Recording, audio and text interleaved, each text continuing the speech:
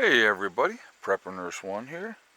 Today is the 19th of August. It is 2022. It is Friday, but this video is going up 3 o'clock on Saturday. So, so it is fairly decent out today, as you can see. Got a good amount of sunshine happening, so that's not a bad thing. So I wanted to do a video, guys, and I wanted to talk about bugging in.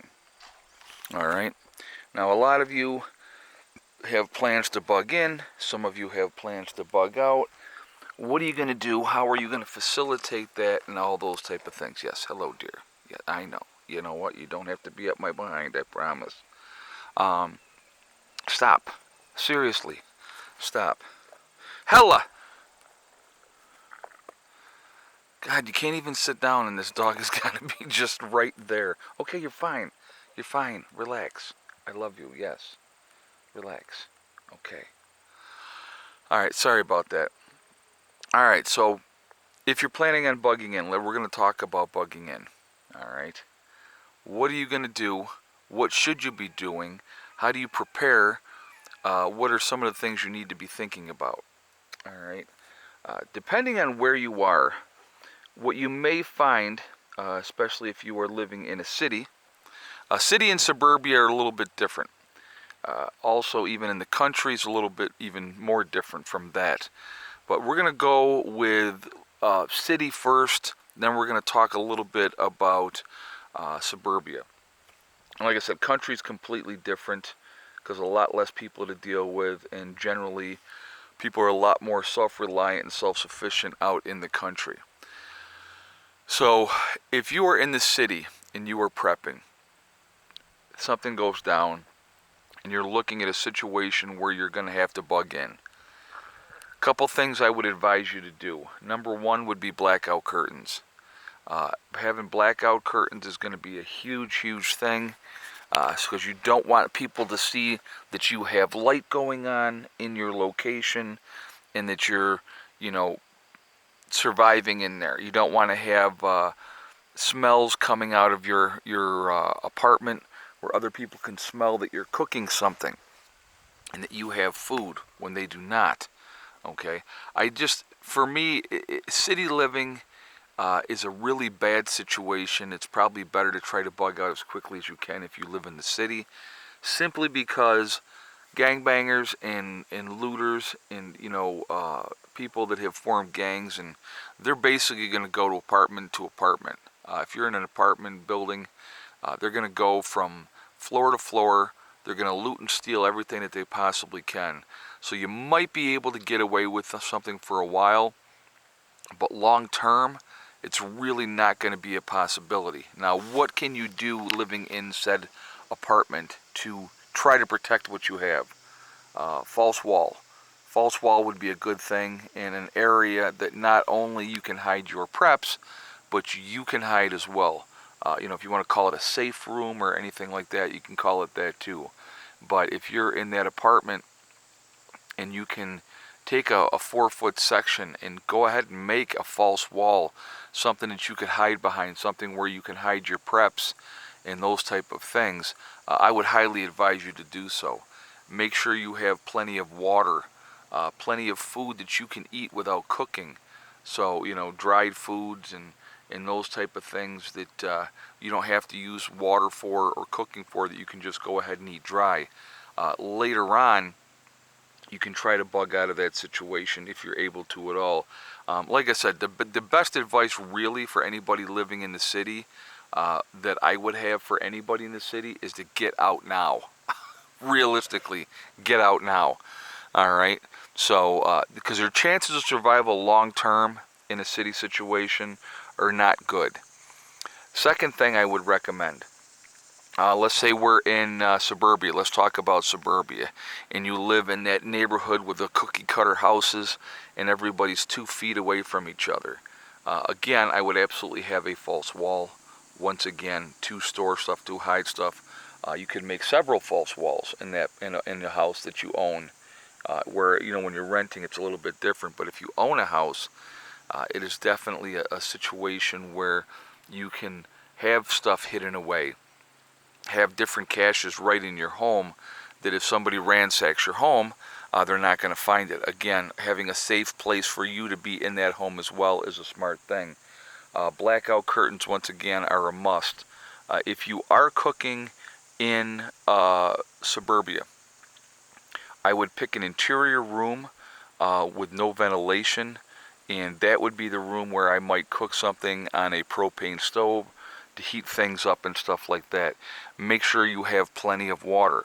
Your chances of survival long term in suburbia are definitely going to be better. But if you have looters coming in and they find nothing and they decide to set the house on fire, that can turn a really bad situation into a nightmare in a very quick moment. So again, those are decisions that you have to make. What am I going to do? How am I going to store my stuff? But having a large amount of food and water available on hand is going to be paramount. Having a way to protect yourself is also going to be paramount, because if you are discovered, you may have to defend yourself and your family. If it's one or two looters and they're going house to house, you can dispatch them if you need to. Now, I would highly recommend that if you're going to do that, is have a way to do so quietly. You don't want to be having a gun and making all kinds of loud noises and drawing attention to yourself. That's not going to end well in that situation. But taking clothes in, if there's been, everybody's taken off and they're gone, taking clothes and things and throwing them out on the front yard to make it look like your house has already been looted is not a bad idea either. Have the door wide open, the front door wide open, have all kinds of stuff strewn around to make it look like, somebody's been in there and they've ransacked the place already. But again, being able to protect yourself and your family is going to be key. Trying to be as stealthy as possible is going to be very, very important. And so if you can, like I said, take an area and coordinate it off, maybe take a room and make it look like it's just a closet, but behind the closet is the rest of that room. At first glance, people are going to think of it as just a closet. But if you have that room designed where you have, your supplies and you have things that you need to do to keep yourself alive, it's not a bad idea to do so. Low profile is key. You don't want to be out there in the backyard grilling while everybody's starving. That's not a smart call. Like I said, you want to appear to be just as destitute and desperate as everybody else. So, like I said, you do not want to be drawing unwanted attention to yourself.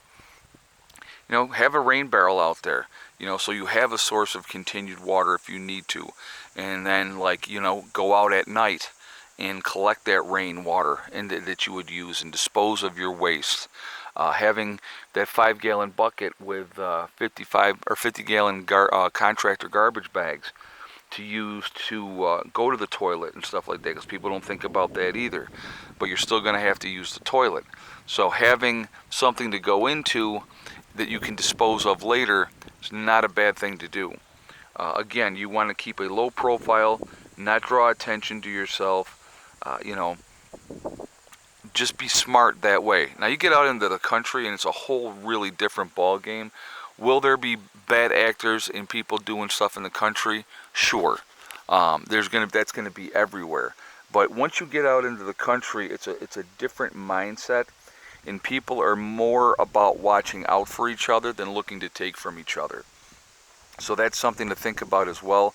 Obviously, you're going to need to do what you need to do to protect what you have, but most likely, and again, it depends on what your neighbors are like and where you're located and how far out you are. It's going to depend on what your chances of survival are going to be. So, few things to think about. I hope this helps. I hope it makes you think. I would like to hear your feedback. I'd like to hear what you guys have to say. Just being as ready as you can be is a good thing, but knowing now she's laying down. Look at her, we're laying in the sun. Knowing what you need to do to survive is a whole nother thing. Having preps is great, but having the wherewithal and the knowledge and picking the time if you have to bug out, picking that time strategically so you're not drawing attention to yourself, and have an idea where you're going. Just don't go out there blindly walking on the streets and roads like everybody else. Have an idea. All right? Anyway, I'm going to jump off of here for now. I hope everybody's doing great again. I hope you guys are having a good day. Remember, we are all in this together. We are one race called the human race. As soon as we could figure that one out, we will be in much, much better shape. Also remember to hug and kiss the ones that you love. Tell them every single day. Tomorrow is not guaranteed. We never know what's going to happen in life, so it's really important that we tell the people that we care about every day how we feel. Last but not least, STD. Step, thing, and day. One step at a time, one thing at a time, and one day at a time. Whatever you're trying to do, whatever you're trying to accomplish, you can do it. The only one that's going to stop you from reaching your goals is you. That's it, no one else. Stay positive, stay away from the negativity, and you're going to be just fine. I hope you all have a great day, and I'll talk to you later. Prepper Nurse 1, out for now. Couldn't stay away? Had to come back? Huh?